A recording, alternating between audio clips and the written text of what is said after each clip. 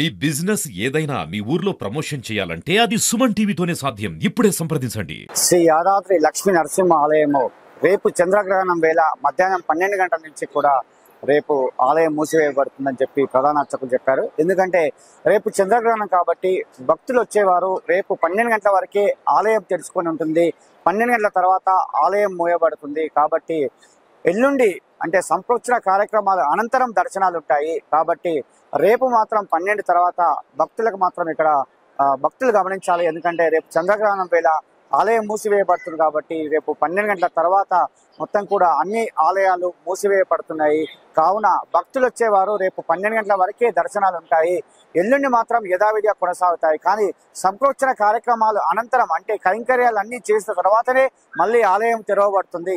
మంగళం నరసింహాయ మంగళం గుణసింధవే మంగళానాం నివాసాయ యాదాద్రీషాయ మంగళం. ప్రియ భగవద్ బంధువులారా, శ్రీ లక్ష్మీ నృసింహస్వామి వారి యొక్క దివ్య క్షేత్రంలో శతభిష నక్షత్ర యుక్త రాహుగ్రస్త చంద్రగ్రహణ పురస్కరించుకొని రేపు ఆదివారం మధ్యాహ్నం 12 గంటలకు ఆలయ ద్వారం బంధనం చేయడం జరుగుతుంది. తెల్లవారి సోమవారం ఉదయం 3:30కు ఆలయం తెరిచి సంప్రోక్షణ కార్యక్రమం నిర్వహించుకొని తదుపరి యథావిధిగా కార్యక్రమాలన్నియుడుగా భక్తుల యొక్క సౌకర్యార్థం నిర్వహించడం జరుగుతుంది.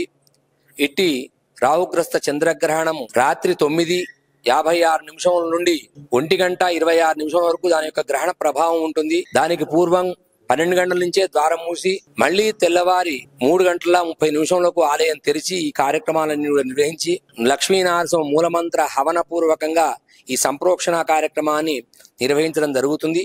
భక్తులందరూ కూడా దీన్ని గమనించి రేపు మధ్యాహ్నం నుండి భక్తులు రాకుండా తెల్లవారి యథావిధిగా దర్శనాలకు వచ్చేసి ఆర్జిత సేవా కైంకర్యాలు కూడా నిర్వహించుకోవాల్సిందిగా కోరుతున్నాం. స్వస్తి. ఆ సంప్రోక్షణ కార్యక్రమాలు వివిధ కైంకర్యాలు అన్ని కూడా చేయాలి కాబట్టి దాని తదనంతరమే దర్శనాలు ఉంటాయని చెప్పి ఆలయ ప్రధాన అర్చకులు కాండూరి వెంకటాచార్యులు చెప్పడం జరిగింది.